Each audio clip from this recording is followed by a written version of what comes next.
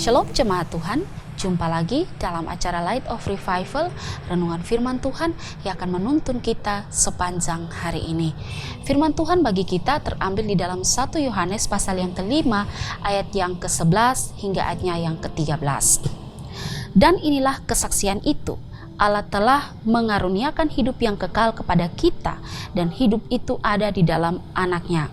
Barang siapa memiliki anak, ia memiliki hidup. Barang siapa tidak memiliki anak, ia tidak memiliki hidup. Semuanya itu kutuliskan supaya kamu yang percaya kepada nama anak Allah tahu bahwa kamu memiliki hidup yang kekal. Kepastian hidup yang kekal. Jemaat Tuhan yang terkasih, salah satu keraguan-raguan dalam hidup manusia adalah berkaitan dengan keselamatannya.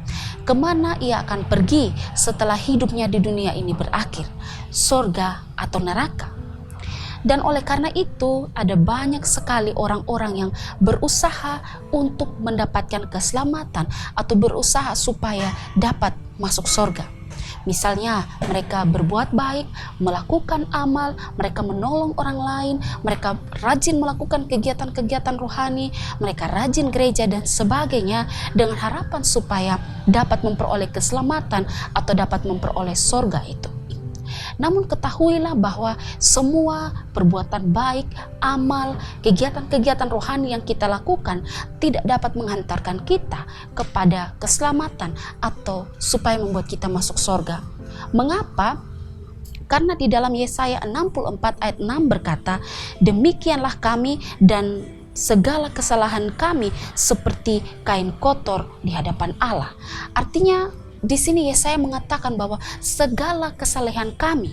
Yesaya tidak mengatakan segala dosa kami, tapi segala kesalehan. Di dalamnya berarti ada perbuatan baik, ada amal yang kita lakukan. Semua itu di hadapan Allah dipandang seperti kain kotor. Mengapa? Karena di dalam Roma 14 ayat 23b berkata bahwa segala sesuatu yang dilakukan tanpa iman itu adalah dosa. Segala sesuatu berarti semua perbuatan baik yang kita lakukan tanpa terlebih dahulu kita beriman pada Yesus itu adalah dosa. Nah, kalau begitu, bagaimana supaya kita memperoleh hidup yang kekal? Bagaimana supaya kita memperoleh kepastian akan keselamatan? Caranya adalah dengan beriman dan percaya kepada Yesus Kristus sebagai Tuhan dan Juru Selamat dalam hidup kita. Maka saat itu kita akan memperoleh kepastian akan keselamatan. Seperti firman Tuhan yang kita baca ini, dikatakan bahwa Allah telah mengaruniakan hidup yang kekal kepada kita, dan hidup itu ada di dalam Anaknya.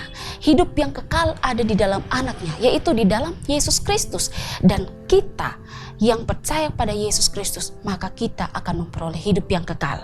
Bahkan dikatakan barang siapa memiliki anak, artinya barang siapa memiliki Yesus Kristus dalam hidupnya, maka ia memiliki hidup. Tapi barang siapa yang tidak memiliki Yesus Kristus dalam hidupnya, dia tidak memiliki hidup.